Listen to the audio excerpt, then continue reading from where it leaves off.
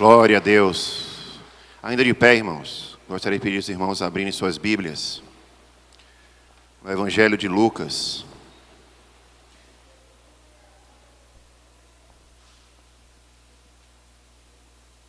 Evangelho de Lucas, capítulo 10.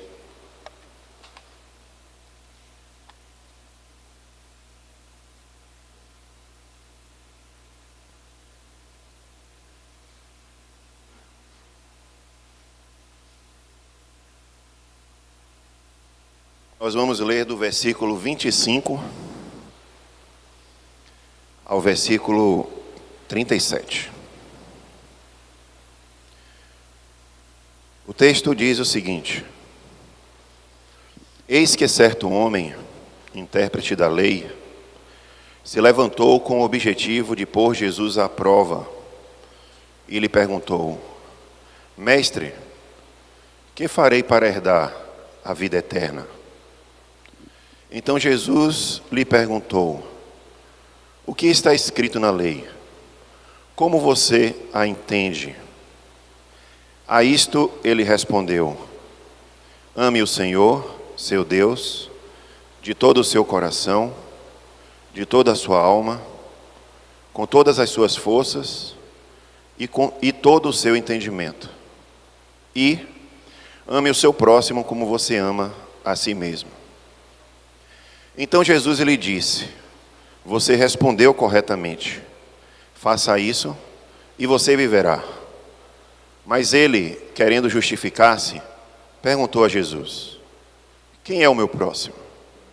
Jesus prosseguiu dizendo: Um homem descia de Jerusalém para Jericó e caiu nas mãos de alguns ladrões. Estes, depois de lhe tirar a roupa e lhe causar muitos ferimentos, retiraram-se, deixando-o semi-morto. Por casualidade, um sacerdote estava descendo por aquele mesmo caminho e, vendo aquele homem, passou de largo. De igual modo, um levita descia por aquele lugar e, vendo-o, passou de largo. Certo samaritano, que seguia o seu caminho, passou perto do homem e, vendo-o, compadeceu-se dele. E, aproximando-se, fez curativos nos ferimentos dele, aplicando-lhes óleo e vinho. Depois colocou aquele homem sobre o próprio animal, levou-o para uma hospedaria e tratou dele. No dia seguinte, separou 2 denários e os entregou ao hospedeiro, dizendo: Cuide deste homem, e, se você gastar algo a mais, farei o reembolso quando eu voltar. Então Jesus perguntou: Qual destes 3 lhe parece ter sido o próximo do homem que caiu nas mãos dos ladrões? O intérprete da lei respondeu: O que usou de misericórdia para com ele. Então Jesus lhe disse: Vá e faça o mesmo. Pai, aqui está a tua palavra, Senhor. Ministra agora aos nossos corações. Essa é a minha oração, Pai, em nome de Jesus. Amém. Os irmãos podem sentar. Queridos, nessa manhã nós vamos falar sobre a pergunta mais importante. Diga: a pergunta mais importante. Você que está em casa aí, diga: a pergunta mais importante. Queridos, no primeiro momento dessa passagem, nós vemos um intérprete da lei que, segundo o texto, ele vai colocar Jesus à prova, ele vai testar Jesus. Então, ele parece ter uma intenção muito clara. Ele queria saber se Jesus sabe o assunto mais importante que existe na humanidade, que é sobre a vida eterna. Ele queria questionar Jesus sobre o assunto mais importante: a vida com o Pai, a vida em comunhão com a Trindade, a vida em comunhão com Deus. Ele estava perguntando a Jesus sobre a vida eterna, que é a pergunta, que é a questão mais importante da humanidade. Porque quando nós nascemos com o propósito de resolver essa questão da eternidade. Nós temos o desejo de viver eternamente. As pessoas se cuidam para viver mais, se alimentam saudável, ninguém quer morrer. Está no coração do homem o anseio pela eternidade. Nós temos esse desejo e o homem busca a vida inteira por essa eternidade. E com a eternidade, quando perdemos a eternidade, nós perdemos a qualidade de vida. Nós perdemos a qualidade de viver próximos ao Pai, juntos com a Trindade, em comunhão com a Trindade, felizes, sem angústia, sem vida turbulenta. Perdemos a oportunidade de estarmos em paz, a paz verdadeira. E quando o homem cai, quando ele perde essa eternidade, ele perde aquilo que ele pode ter, o que ele precisa e que é o mais importante.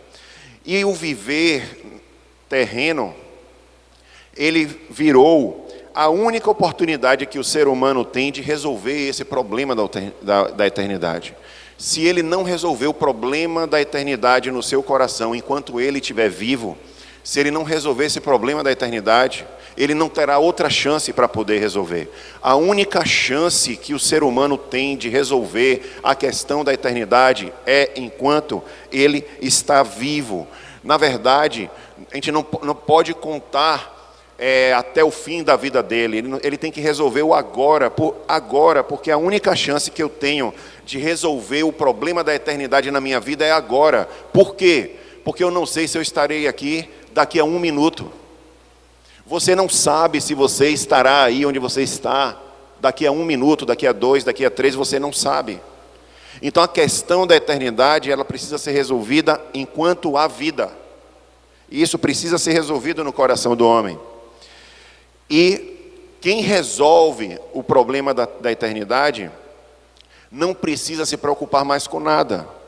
Porque quem está resolvido no seu coração o problema da eternidade, pensa da seguinte forma: se ele se levantar, ele está com Deus.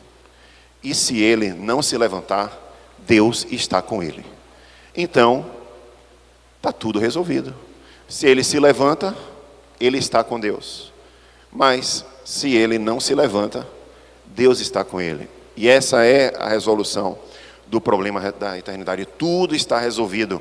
O restante da nossa vida é o nosso chamado. E a gente vai vivendo o nosso chamado, a nossa missão. Deus vai nos conduzindo, o Espírito Santo vai nos guiando ao longo da nossa missão. Então a pergunta sobre a eternidade é a pergunta mais importante, é a pergunta perfeita.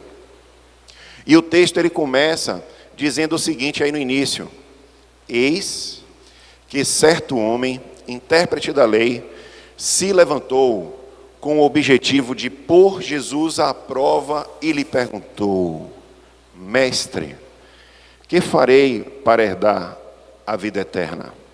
Então, Jesus lhe perguntou: o que está escrito na lei? Como você a entende? Como você a interpreta? A primeira coisa interessante, meus irmãos, é que Jesus ele quebra a expectativa do fariseu. O fariseu, como o mestre da lei, pensava que Jesus não sabia a resposta. E Jesus, então, ele não recorreria para a lei. E se Jesus não fugisse desse tema da lei, ele estaria pegando Jesus aí na primeira pegadinha dele. A pegadinha era que Jesus não respondesse de acordo com o que estava escrito na lei. Jesus ele não só mencionou a lei, mas devolve a pergunta para ele e diz: o que é que está escrito na lei? Como você a entende? Aí ele responde. A isto ele respondeu: ame o Senhor, seu Deus. Vamos dizer, de todo o seu coração, de toda a sua alma, com todas as suas forças e todo o seu entendimento. E ame o seu próximo como você ama a si mesmo. Queridos, ele mencionou aqui a lei. Só que vamos ver realmente o que diz a lei a esse respeito, lá em Deuteronômio 6, no versículo 5, diz o seguinte: portanto, ame o Senhor, o seu Deus, de todo o seu coração, de toda a sua alma e com toda a sua força. Está faltando alguma coisa aqui que o mestre da lei mencionou e que não está na lei. O que é? Com todo o seu entendimento. O mestre da lei, ele era tão mestre da lei, tão fariseu, que ele era capaz de adicionar coisas à Bíblia. E ele adicionou com todo o seu entendimento. E olha o que diz o outro texto da lei que fala. Levítico 19, versículo 18 diz: mas ame a seu próximo como você ama a si mesmo, eu sou o Senhor. Então a lei, ela diz exatamente com relação ao ame ao seu próximo, isso mesmo. Mas com relação ao ame ao Senhor teu Deus, ele acrescenta e todo o entendimento. Irmãos, obviamente Jesus poderia ser daqueles crentes que a gente vê por aí, que fica pegando palavrinhas na Bíblia e dando uma ênfase tal naquela palavrinha para mudar o sentido de todo o texto e de toda a história. Fica se pegando a detalhes, se pegando a coisas que não são importantes, se pegando em assuntos controversos. E Jesus poderia colocar aquele mestre da lei na parede e dizer: você mencionou errado, acrescentou isso aqui, começar a discutir coisas, e o assunto ir para um lugar que não ia levar a lugar nenhum. E muitas vezes a gente fica com discussões que não levam a lugar nenhum. E, sinceramente falando, irmãos, se você acrescentar aqui nesse texto com todo o seu cabelo, com todo o seu olho, com todo o seu pé, com toda a sua cabeça, com todas as suas finanças, com todo o seu recurso, com toda a sua vida, com toda a sua família, com todo o seu ser, amar a Deus está dentro do que estava antes, porque todo o teu coração, toda a tua alma e toda a tua força inclui todo o resto que você inclui. Então Jesus não ia entrar nessa discussão. Jesus, pelo contrário, ele endorsa, e esse texto ele se torna bíblico porque Jesus diz, olha o que Jesus diz: respondeu corretamente. Ou seja, todo o seu entendimento está certo. Se ele botasse lá todo o seu pé, está certo, sua mão, sua cabeça, tudo que ele colocasse a respeito do ser, todo o seu ser, toda a sua vida, está certo. Essa é a interpretação. Tanto que Jesus perguntou para ele: como você a interpreta? Ele não perguntou como é que está escrito na lei. Então ele trouxe a interpretação. E a interpretação dele estava certa. Tanto que Jesus disse: respondeste corretamente. E Jesus resolveu não entrar aqui em assunto controverso. E ele acrescenta, é interessante que ele acrescenta, irmãos, com todo o seu entendimento. E a gente sabe que ninguém entende Deus, né? Ninguém entende a grandeza, o entendimento sobre Deus não dá dentro do ser humano. Na verdade, amar a Deus com toda a sua força, com todo o seu coração, com todo o entendimento, é um mistério, que a gente só sabe que vive isso de fato quando a gente se depara com uma situação que precisa viver dessa forma. E eu vou falar sobre isso já já. Então, Jesus ele diz, vamos voltar ao texto aí: respondeste corretamente. Aí Jesus fala uma palavrinha, uma frasezinha que muda toda a história. Jesus ele diz: faça isto e viverá. Jesus ele aponta para o que é mais importante. Faça isto e viverá. Faça isto e viverá. E o homem, olha o que o texto diz: mas ele, querendo justificar-se. Justificar-se de quê? Justificar-se de quê? Jesus disse que ele estava acusando ele, não estava. Jesus não estava acusando ele de nada. Jesus não tinha colocado ele na parede. Jesus não estava dizendo que ele estava errado em alguma coisa. Ou será que quando Jesus disse: faça isso e viverá, Jesus ele não disse com tamanha autoridade que aquele mestre da lei percebeu diante de quem ele estava. Percebeu que aquele homem, Jesus, conhecia o coração dele. Que aquele Jesus sabia que ele não estava vivendo a lei.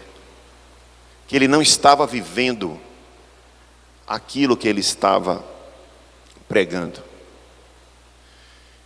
Irmãos, ali estava um mestre da lei, ali estava um professor de EBD, ali estava um presbítero, um pastor, ali estava um apóstolo, ali estava não era qualquer pessoa não, é um crente com toda a bagagem. Aquela pergunta, aquela indagação, era para mim e para você. Faça isso e viverá. Porque uma coisa é conhecer a lei, outra coisa é fazer, é viver a lei.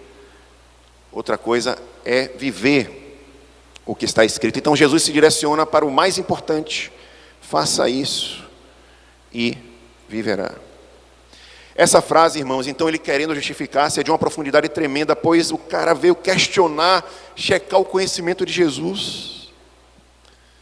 E, de repente, ele está numa situação em que ele está se sentindo ali culpado, inadequado, se percebendo morto.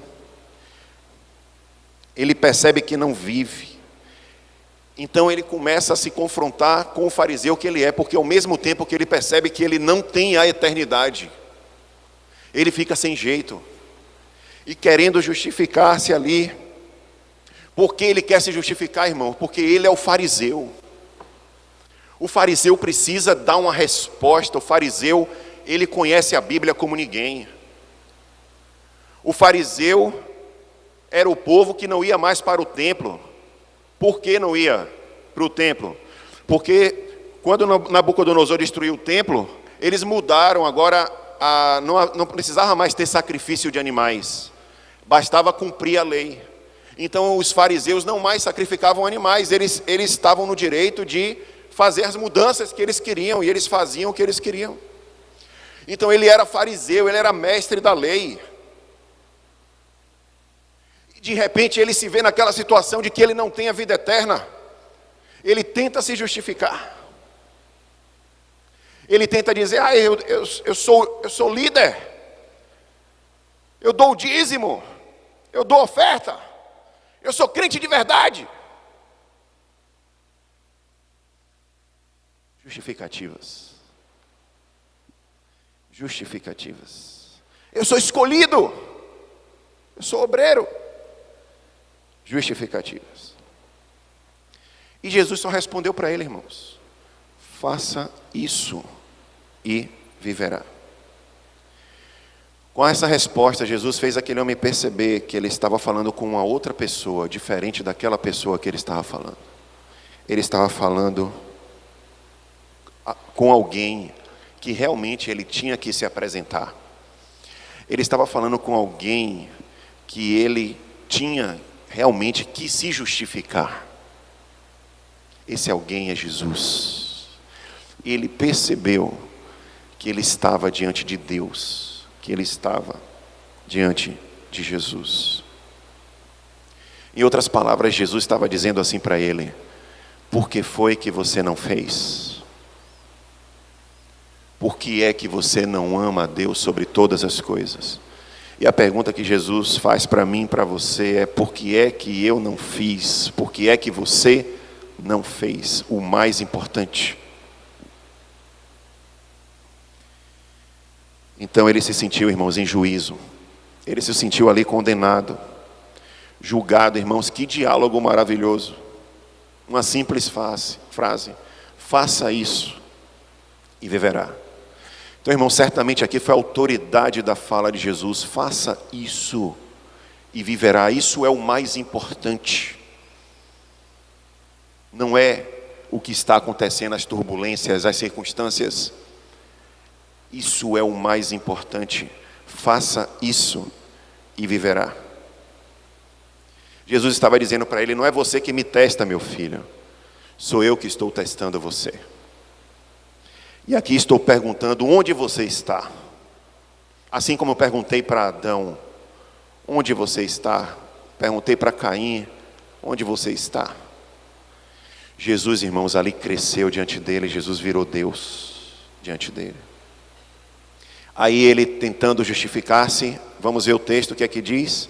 Ele perguntou: quem é o meu próximo? Vamos mudar um pouco o foco aqui, que eu já estou todo arrebentado. Quem é o meu próximo?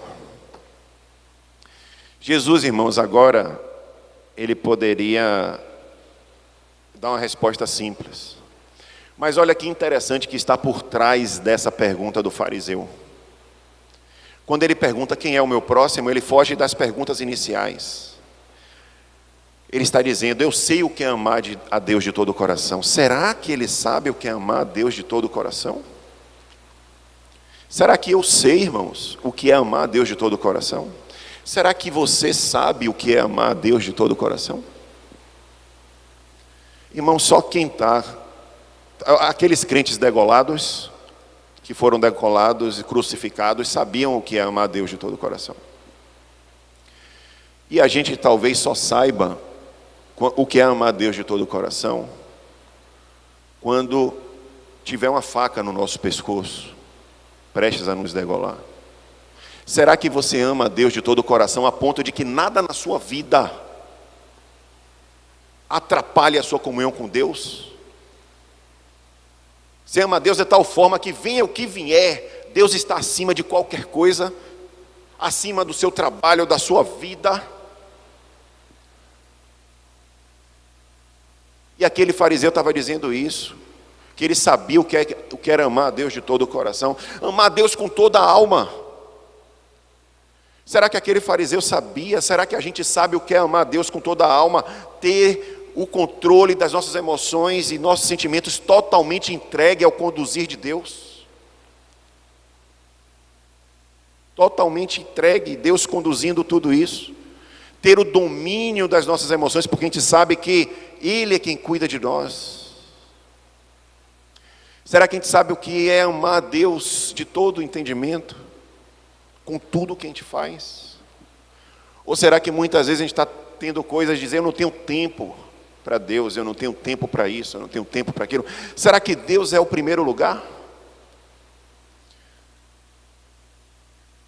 Aquele fariseu estava dizendo isso, que ele sabia o que era amar a Deus de todo o coração, com toda a sua alma, com todo o seu entendimento. E muitas vezes nós estamos achando que estamos vivendo isso. Por isso que essa é a pergunta mais importante. Então, irmãos, aquele fariseu estava ali sob juízo, se sentindo reprovado. Eu estou morto. E a pergunta mais importante, ela muda. Ela passa a ser, ao invés de ser: o que eu faço para herdar a vida eterna, será que eu tenho a vida eterna? Essa é a pergunta mais importante. Aquele fariseu começou a perguntar: será que eu tenho a vida eterna? Então Jesus, ele poderia ser rápido, sucinto, mas não, ele conta uma parábola recheada de simbologias da lei, porque ele estava falando ali com o mestre da lei. Vamos ver um pouco sobre isso. O texto diz: Jesus prosseguiu dizendo: um homem descia de Jerusalém para Jericó e caiu nas mãos de alguns ladrões. Estes, depois de lhe tirar a roupa e lhe causar muitos ferimentos, retiraram-se, deixando-o semi-morto. Irmãos, Jerusalém na Bíblia é uma cidade conhecida como lugar de bênção. Jericó na Bíblia é um lugar de maldição. Vamos ver aí Josué 6, 26. Naquele tempo, Josué fez o povo jurar e dizer: maldito diante do Senhor seja o homem que levantar e reedificar esta cidade de Jericó. Com a perda do seu primogênito lançará os seus alicerces, e à custa do filho mais novo lhe colocará os portões. Ou seja, maldito seja. Isso se confirma em 1 Reis 16, versículo 34, que diz: em seus dias, Eiel, o betelita, edificou o quê? Jericó. Mas Josué tinha amaldiçoado, o que é que aconteceu? Quando ele lançou os alicerces da cidade, morreu Abirão, seu primogênito, e quando colocou os portões, morreu Segube, seu filho mais novo, segundo a palavra do Senhor anunciada por meio de Josué, filho de Num. Ou seja, Jericó era um lugar de maldição, e aquele homem, aquele judeu, ele estava caminhando de Jerusalém para Jericó. Então Jesus estava falando que o homem saiu de um lugar de bênção, né, para um lugar de maldição, e ele descia. Esse descia, irmãos, ele não tem só um sentido geográfico, mas ele tem um sentido, como é que eu posso dizer? Ele tem um sentido espiritual, porque aqui está mostrando o declínio espiritual do homem, que saiu de um lugar de bênção para um lugar de maldição. Jesus está contando a história da humanidade, irmãos. Jesus está falando que o homem tinha a bênção em Jerusalém da eternidade, e quando ele desceu pelo seu caminho, ele foi para um lugar de maldição, ele perdeu essa bênção. Então, e a parábola lá continua, ele descia de Jerusalém para Jericó e caiu nas mãos de alguns ladrões. João 10:10 diz o quê? O ladrão vem somente para roubar, matar e destruir. Eu vim para que tenham vida e a tenham em abundância. Então, os ladrões aí, irmãos, representam o quê? O diabo. E tudo ali foi roubado do homem, roupa, a identidade, as vestes, né, dele, a identidade, a natureza de Deus que o homem tinha. O homem passou a ter uma natureza pecaminosa, e a humanidade, irmãos, foi roubada por causa do pecado e por causa da queda. Como quando o homem toma a decisão de sair do lugar de bênção, Deus o colocou no lugar de maldição, e aqui Jericó representa um lugar de maldição. Quais foram as consequências? Ele foi largado, irmãos, semi-morto, é o que a Bíblia fala. Então, por casualidade, um sacerdote estava descendo por outro caminho ou pelo mesmo caminho, irmãos? O que é que está dizendo aí? Descendo pelo mesmo caminho, ou seja, trilhando o caminho da maldição também. E, vendo aquele homem, passou de largo. Vemos aqui, irmãos, uma figura religiosa. Ele passa e aquele homem não tem ajuda para oferecer. Por quê? Ele passa de largo, porque ele está no mesmo caminho, ele não tem a capacidade de ajudar. E nós estamos falando desse homem caído, ele representa a humanidade em pecado. E porque o sacerdote não podia ajudá-lo, porque o sacerdote também estava caído, porque o sacerdote também fazia o mesmo caminho, a mesma rota de caminho. Então Jesus aqui, irmãos, está falando de um tempo. Que tempo é esse? Se a gente dividir a Bíblia, a gente vai ver de Adão até Moisés, é um tempo chamado antes da lei. Esse tempo, ele é conhecido como o tempo do alto sacerdócio, onde as pessoas apareciam sacerdotes, elas não eram sacerdotes. Então, não eram sacerdotes impostos ou com regras, como a lei descrevia, mas eles eram sacerdotes que se levantavam, como os patriarcas, por exemplo. Nós vemos Jetro, sogro de Moisés, se levantando, e cada um deles fazendo altares e sacrifícios ao Senhor. Então essa é a época dos sacerdotes. Então Jesus está fazendo aqui a menção de um tempo. O tempo antes da lei não foi capaz de salvar este homem. Então, foi a partir de Moisés que esse sacerdócio então veio a ser regulamentado. E o texto continua: de igual modo, um levita descia por aquele lugar e vendo, passou de largo. Irmãos, o levita descia, mesmo sentido, rota de queda. Aquele levita, ele também não podia ajudar, irmãos. E na segunda fase que Jesus menciona do tempo bíblico, entre Moisés até Jesus, os levitas, eles não só eram as pessoas que serviam no templo, mas eles passaram a ajudar no ensinamento da Bíblia, no ensinamento da lei naquela época. Então, quando Jesus menciona aí o levita, ele está mencionando esse tempo da lei de Moisés até o tempo de Jesus. Então a gente já vê aqui agora o próximo texto que chegou então o tempo de Jesus, que é o quê? Certo samaritano que seguia o seu caminho, não era o caminho de descida, era o caminho dele, e provavelmente, profeticamente, a gente pode crer que Jesus estava fazendo o caminho contrário. Esse samaritano aqui, ele é Jesus, ele estava saindo, ou ele estava indo na transversal, ou ele estava indo de encontro, mas o que Jesus vai fazer é pegar nós que somos pecadores, caídos, semi-mortos, e levantar e nos devolver para Jerusalém. Mas ele seguia o seu caminho, ele tinha o caminho dele, e o que é que ele vê? Ele vê um samaritano caído, o que é que ele faz? Ele sai da sua rota, pega o samaritano e estabelece uma rota. Ele deixa de cuidar dos negócios dele e vai cuidar do samaritano. Depois que ele entrega o samaritano, vai cuidar do homem caído. Depois que ele entrega o homem caído na hospedaria, que ele vai e segue o caminho dele. Então, ele está falando, importante entender que quando Jesus está falando do samaritano, aqui ele não está falando só da pessoa de Jesus, mas ele está falando de um tempo. Que tempo é esse? É um tempo entre Jesus até a sua volta. Ou seja, Jesus é um período, nós estamos falando aqui já de 3 tempos. Antes da lei, o tempo da lei, o tempo de Jesus até a volta, que é o tempo que nós estamos. E é muito importante entender o conceito de período, porque a Bíblia oferece uma ajuda inicial, o samaritano oferece uma ajuda inicial, e depois de ter dado os primeiros socorros, ele entrega os cuidados desse homem caído, machucado e ferido a um hospedeiro. Deixa esse homem na hospedaria, cuida dele até que eu volte. Ou seja, em Jesus, esta fase onde há a restauração começa e fala que o desfecho tem a ver com a sua volta, que é o período da sua ausência. Porque Jesus, irmãos, escolhe justamente a figura de um samaritano para falar do momento em que ele entra na história. Não é interessante? Primeiro, por quê? Porque os judeus e os samaritanos não se davam bem. Eles eram o quê? Inimigos. Eles eram rivais.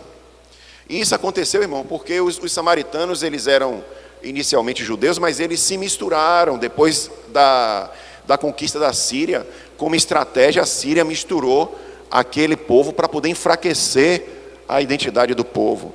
Então os judeus não se davam com os samaritanos, porque os samaritanos, eles eram um povo misturado. E vamos ver aí o segundo, porque Jesus é o reconciliador entre judeus e gentios. Por isso que se o samaritano ele é resultado da união de judeus com gentios, Jesus ele tem esse papel de reconciliar. Olha onde está escrito isso, Efésios 2, de 11 a 16. Portanto, lembre-se de que no passado vocês eram gentios na carne, chamados incircuncisão por aqueles que se intitulam circuncisão, que é feita na carne por mãos humanas. Naquele tempo, vocês estavam sem Cristo, separados da comunidade de Israel, e estranho às alianças da promessa, não tendo esperança e sem Deus no mundo. Mas agora, em Cristo Jesus, vocês, que antes estavam longe, foram aproximados pelo quê? Pelo sangue de Cristo.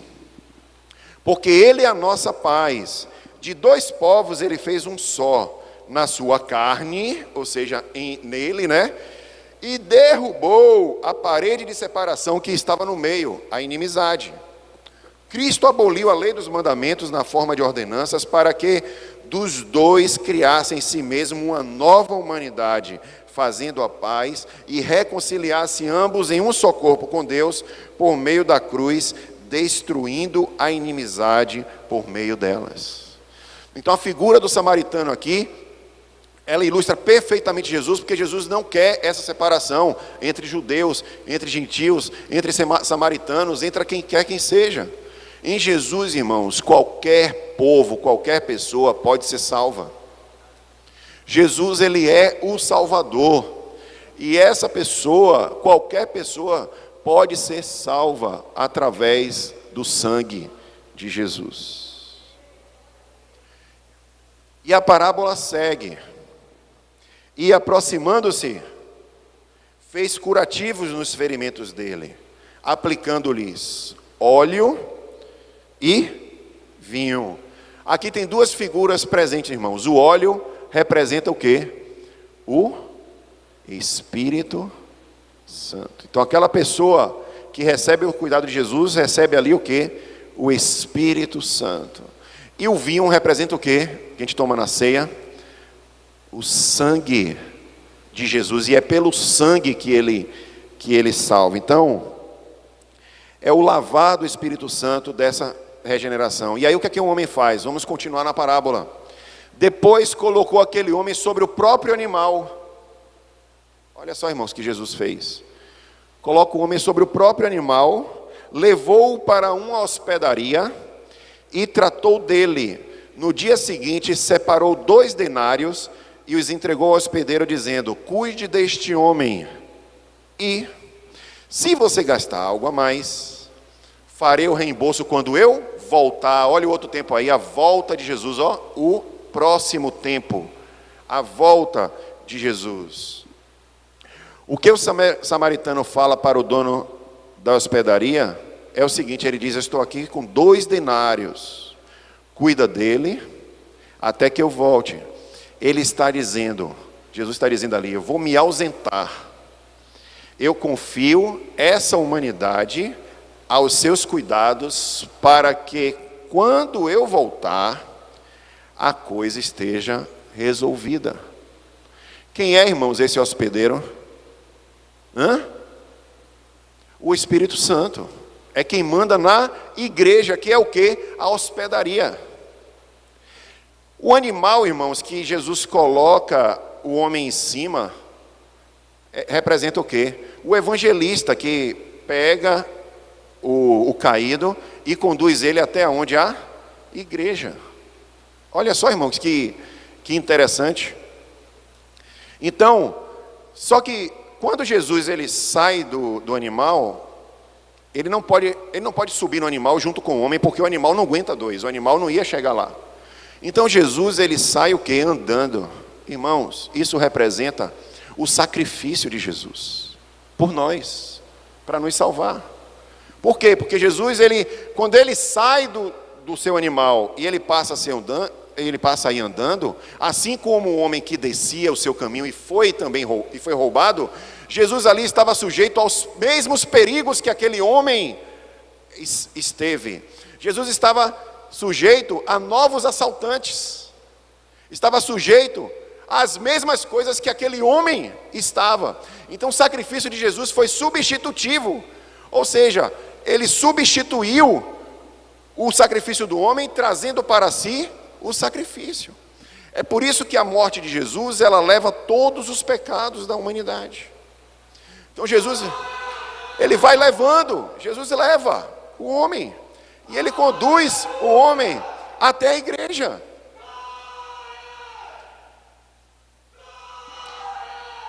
Então, irmãos, é importante que a gente entenda que Jesus, ele substituiu os nossos pecados, a nossa dor. Ele levou sobre si as nossas dores, as nossas enfermidades. O castigo que nos traz a paz estava sobre ele, e pelas suas pisaduras fomos sarados. Sarados com o óleo do Espírito Santo, sarados com o sangue de Jesus. E aí ele diz, irmãos, volte um pouquinho, eu quero o texto anterior, isso. No dia seguinte, separou 2 denários e os entregou ao hospedeiro, dizendo: cuide deste homem, se você gastar algo mais, farei o reembolso quando eu voltar. Irmãos, é interessante que quando ele diz: eu te dou 2 denários, ele está dizendo: eu vou passar 2 dias fora. E se tiver um trocado aí na conta, a gente acerta na volta. 2 dias, porque 1 denário era o que, irmãos? O valor do trabalho de 1 dia. Então Jesus estava dizendo que passaria fora 2 dias, e se passar um tempo de 2 dias, pode passar um tempinho a mais, que quando eu voltar eu acerto com você.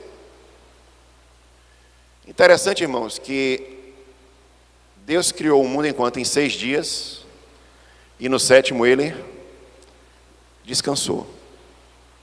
Então alguns estudiosos se arriscam aqui nesses denários.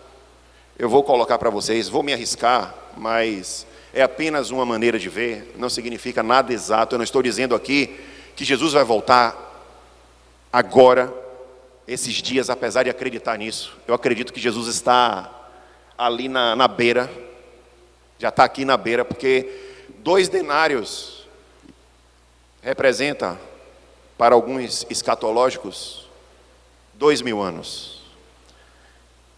2.000 anos aconteceram entre o momento antes da lei até Moisés, 2.000 anos de Moisés até Jesus, 2.000 anos de Jesus até a volta, e uns trocados, né? Porque não pode ser no ano 2000 ele deveria voltar, não. Ele disse, se tiver uns trocados, a partir de 2000, Jesus, meio que os escatológicos dizem, a mensagem é, depois de 2000, o trocado ali, ninguém sabe qual é o dia ou a data que vai acontecer.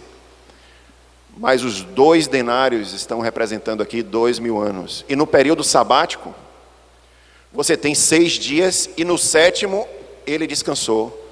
Que 7º dia é esse? Os 1000 anos de reinado de Jesus, que vem logo depois da volta. Jesus vai reinar 1000 anos. Então, alguns escatológicos entendem que esse sabático, esse 1000 anos de Jesus, é o 7º denário. É o 1000 anos, que é o descanso.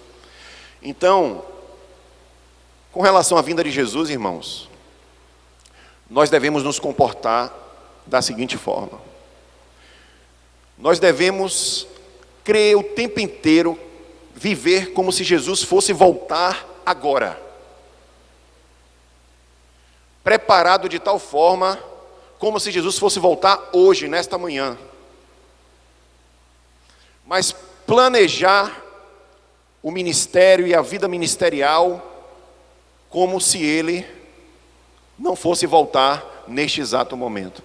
Ou seja, você vai viver preparado para a vida instantânea, mas não vai deixar de trabalhar, de comer, etc. Porque se Deus te deu uma missão, você precisa cumprir a sua missão, independente de quando Jesus voltar. Porque a missão dada tem que ser missão cumprida. Se Jesus vai interromper a sua missão ou não, Ele é que sabe. Mas você precisa viver a sua missão. Então projetar e planejar a sua missão e vivê-la até o dia que Ele vier. Mas viver a vinda de Jesus como se Ele fosse viver hoje. Então a parábola, irmãos, ela é profética de ponta a ponta.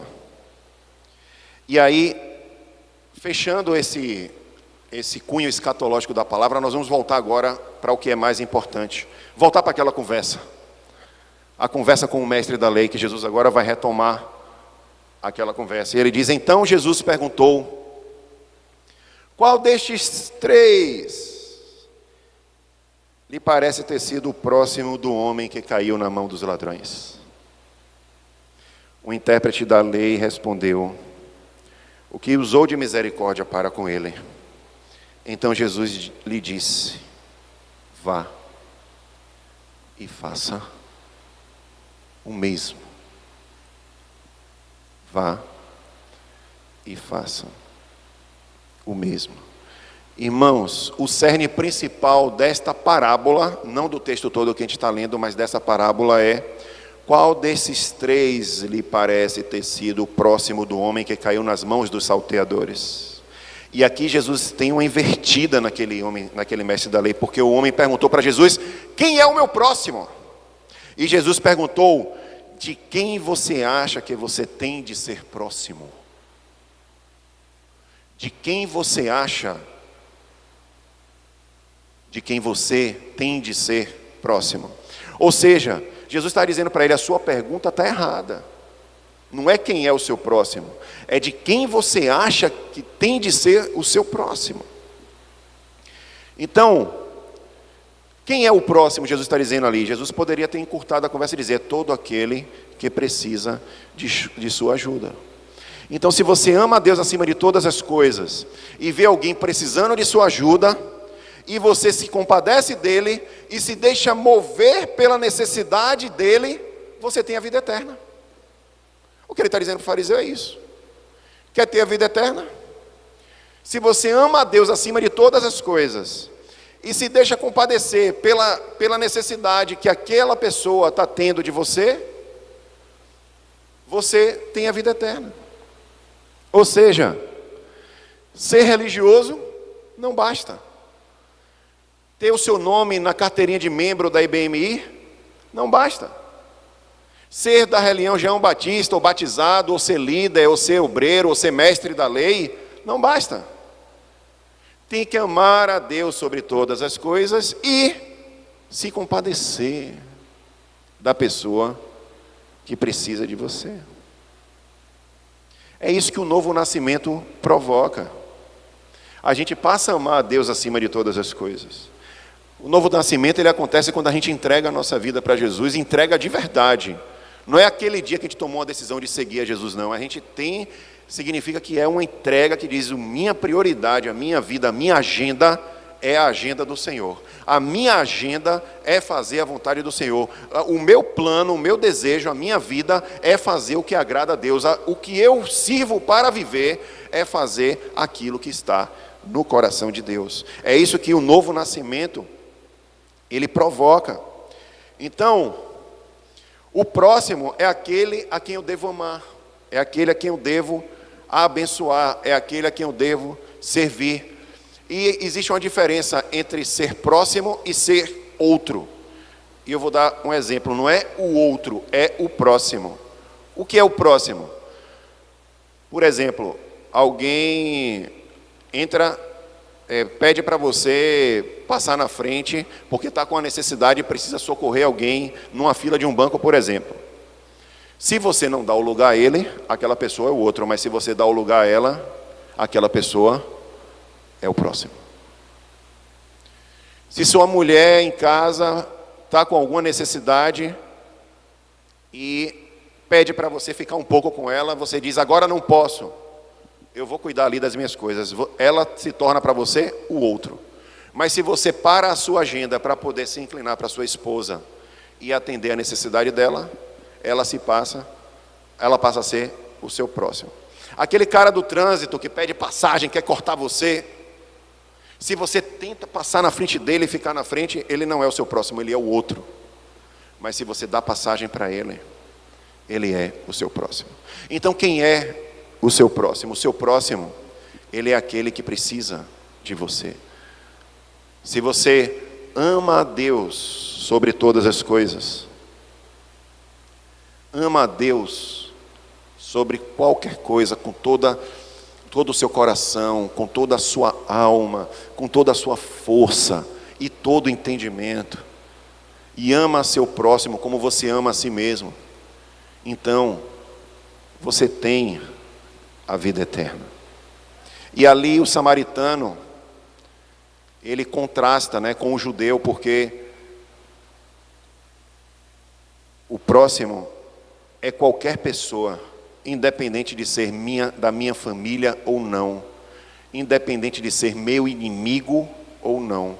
E o que ele estava dizendo ali para aquele mestre da lei é, ame ao seu próximo, independente de quem ele seja, se é seu amigo, se é seu inimigo, ame. E o mestre da lei, que era judeu, precisou dizer que quem fez certo foi o samaritano, que simbolizava o inimigo dele.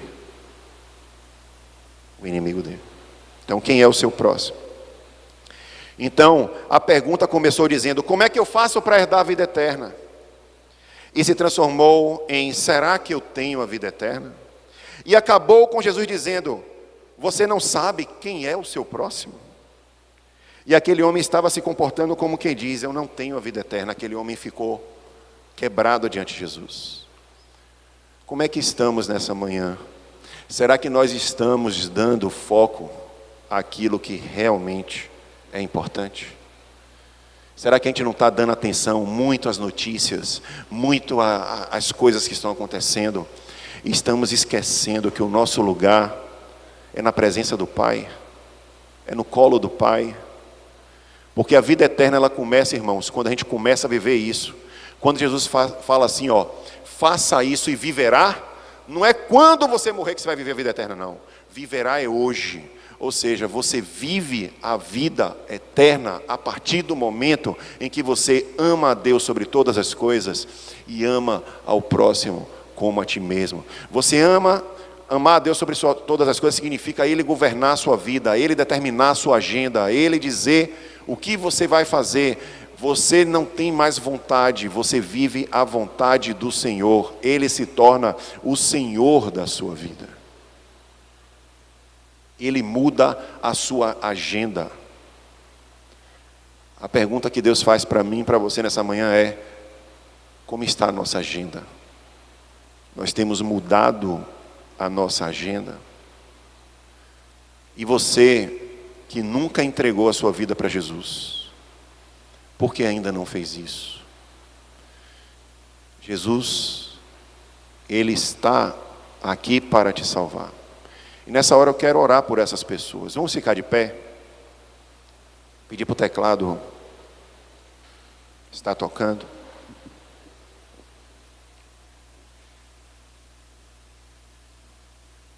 Você precisa de Jesus. Você é como aquele homem que está ali semi-morto, caído, ferido, sem sentido para a vida, quase morrendo. E Jesus, nessa manhã, Ele quer pegar você e quer te levar para a hospedaria, para o hospedeiro. E se você nessa manhã está aqui e quer entregar a sua vida para Jesus, só faça assim, no seu lugar, só levante sua mão aí no seu lugar. Eu quero ver. Tem alguém aqui que quer entregar a sua vida para Jesus? Alguém em casa que quer entregar a sua vida para Jesus? Escreva aí nas nossas redes sociais, se você quer entregar a sua vida para Jesus. Tem alguém aqui, eu não vi na galeria lá em cima, alguém que não conhece a Jesus e quer ter uma vida de paz em comunhão com Ele? Levante sua mão. Aqui embaixo tem alguém. Todos aqui são crentes? Acho que todos aqui são crentes. Que bom. Então você que é crente, você que é cristão, você tem mesmo a vida eterna? Você tem vivido a vida eterna? A eternidade está em você? Você está vivendo como quem não tem medo de nada?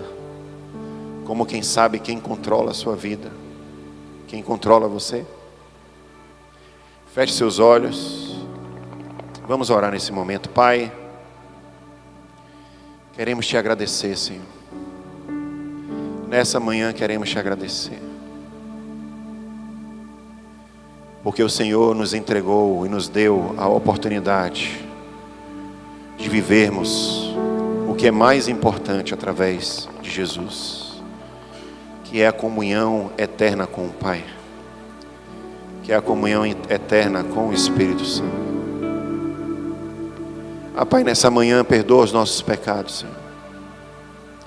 Nós temos olhado para tantas coisas, nossa agenda está focada em tantas coisas,